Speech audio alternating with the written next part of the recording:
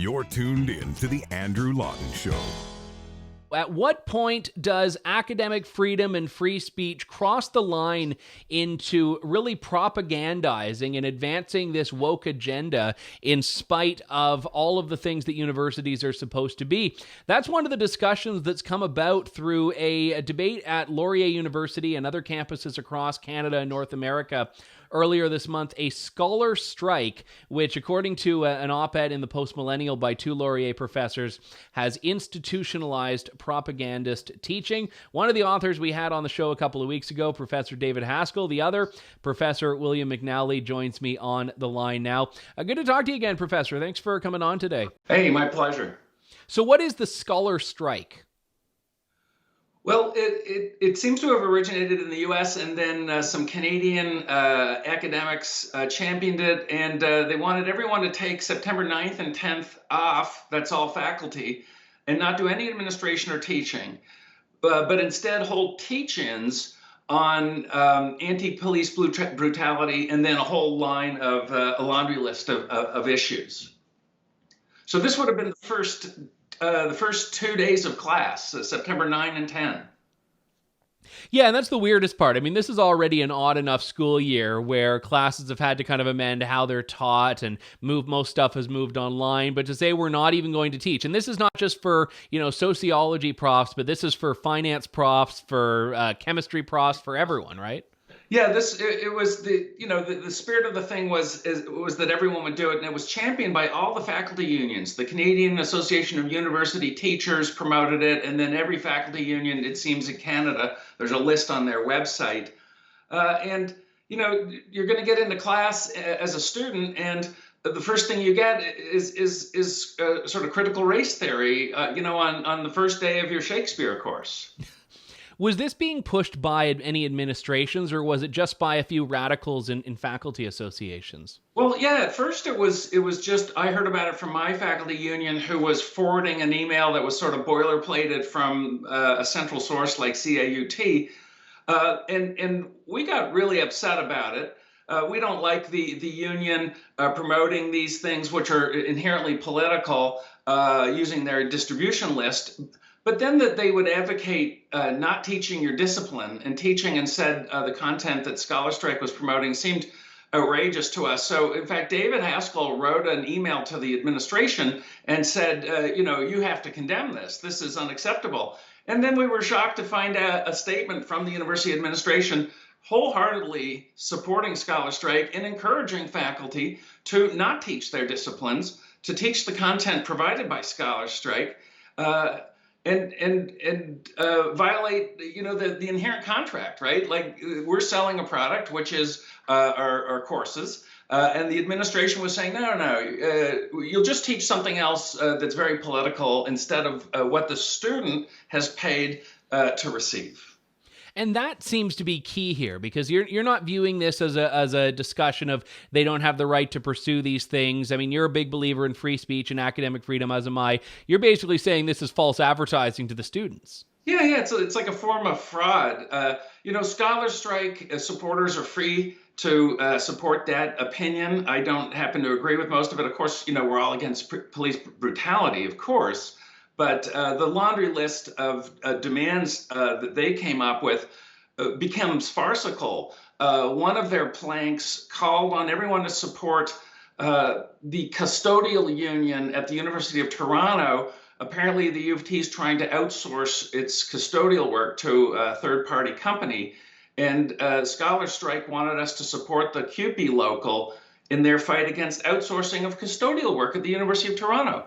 Right? It has nothing to do with police brutality and race. That's what George Floyd's memory is about now, is the who takes out the trash at U of T. Yeah. So it's bizarre. It's like they weren't even serious about their primary cause and purpose. But, that's their right, and people want to support that. They're entitled to have that opinion. But the problem here is having there's two problems here, is having the university sort of act fraudulently with respect to the students and offer to sell them something, which is a course on, say, Shakespeare or accounting, and then substitute it with critical race theory, which is outrageous. And the other problem here is having the university administration take a position on all of this. University administrations should be studiously agnostic on political issues and allow faculty and students to explore these issues, to discuss them, and in that process, sharpen our understanding. And if they come out and say, no, the right way to view this is that it's systemic racism and to take a critical theory lens, really distorts the capacity of people to find their own opinions and really puts a lot of pressure on dissenting opinions. Students who might not agree with the administrative line really are at a disadvantage because other students can hit them over the head by saying, hey, we have the authority of the administration on our side, and so therefore we're right and you're wrong, and you should shut up, and we'll get a cancel mob going after you. Yeah, and that's, I think, something especially Laurier would be aware of with everything that went on with Lindsay Shepherd, who's now a colleague of mine here at True North back in 2017. And you'd think Laurier would be keenly aware of what happens when administration gets involved in stuff like this. When I look at this story, I mean, the big problem is that this critical race theory and this narrative is injected into everything now. I mean, there used to be certain places where you'd expect to see it, certain faculties, but the fact that, as you mentioned, you going to your Shakespeare class or your accounting class is now, to some people, supposed to be a learning opportunity about race relations suggests that they're really trying to expand this where there will be no safe space from it, to use the university lingo. Yeah, it's infecting everything. That the Lindsay Shepherd affair, just to mention that, when that happened, a central issue there was whether Lindsay had the right to show the agenda episode with Jordan Peterson and whether it was appropriate to the communication studies class. And she was eventually exonerated. And the president came out with a statement saying, hey, it's really important that we stick to the material that is, in the course description and is appropriate for the discipline. And she said that back in late 2017. Here we are, 3 years later. And now she's saying, oh, go ahead and teach critical theory. It's now infused our HR department, our administration. The president uses terms like systemic racism and anti-racism, and these are critical race theory terms. And once you start using that language, you're going to start using that lens for viewing the world. And it's only one lens. There's lots of other ways to view these phenomena. How many professors, maybe not an exact number, but how many actually took part in this? Or was it mostly this, by email battle? In the scholar strike, it's almost impossible to tell because all of the classes are now on Zoom. So there's really no way of knowing. I would imagine a great number in the Faculty of Arts and the Humanities, because that's where most of these academics, quote unquote, practice. But yeah, there's no way of knowing.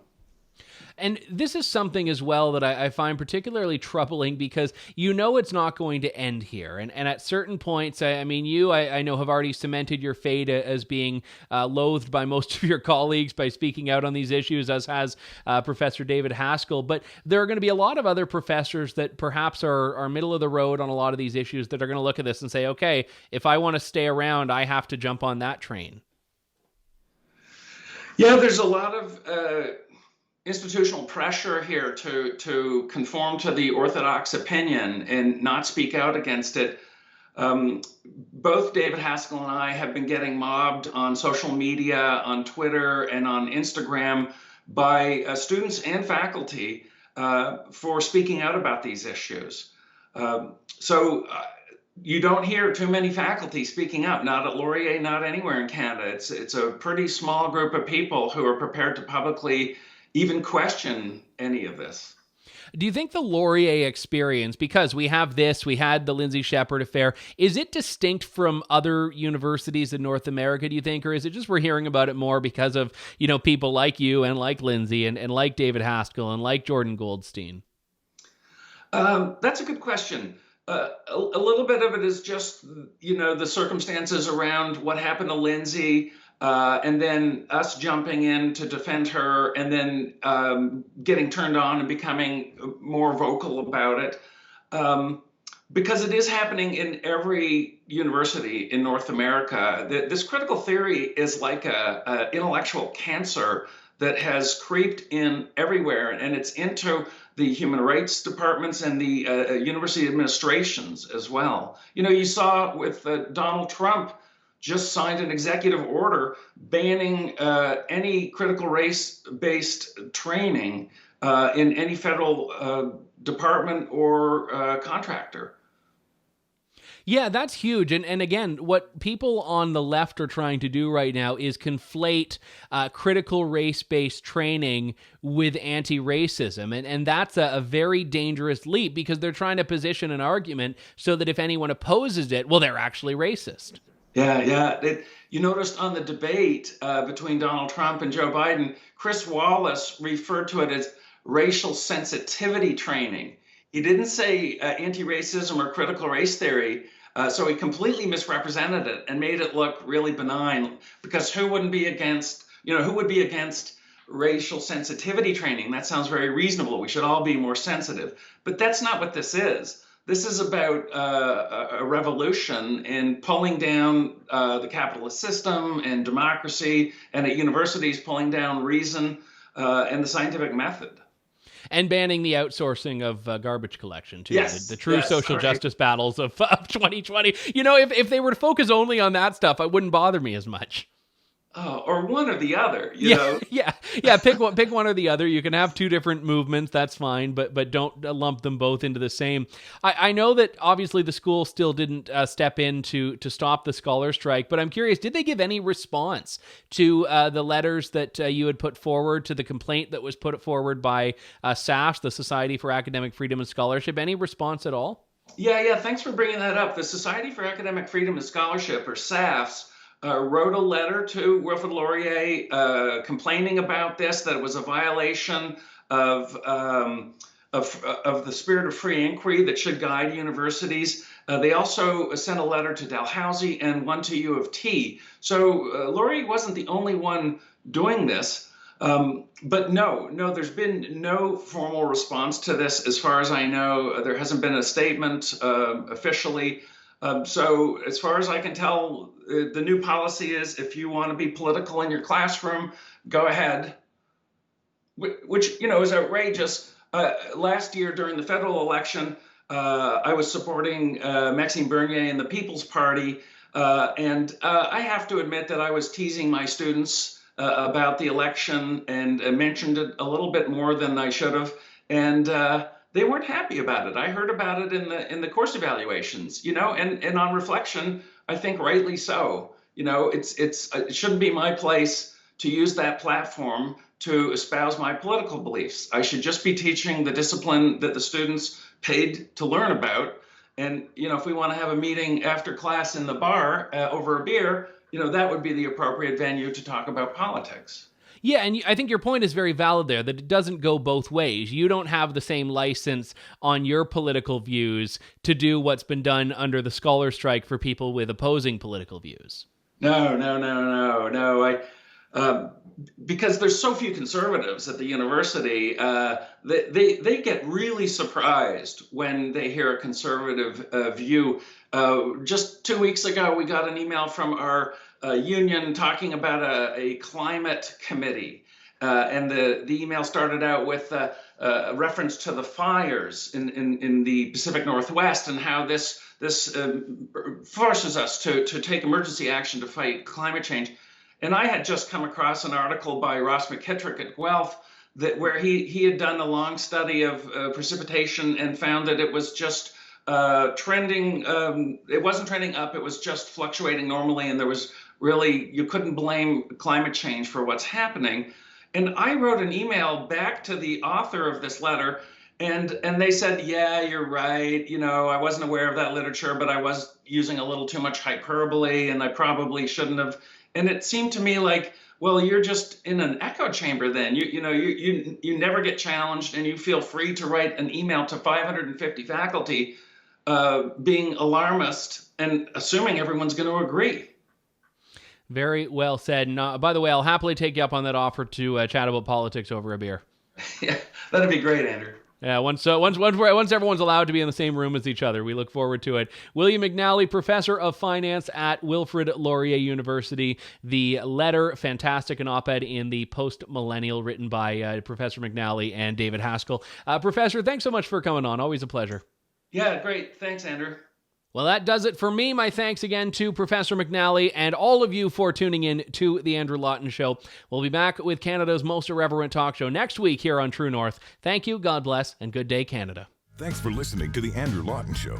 Support the program by donating to True North at www.tnc.news.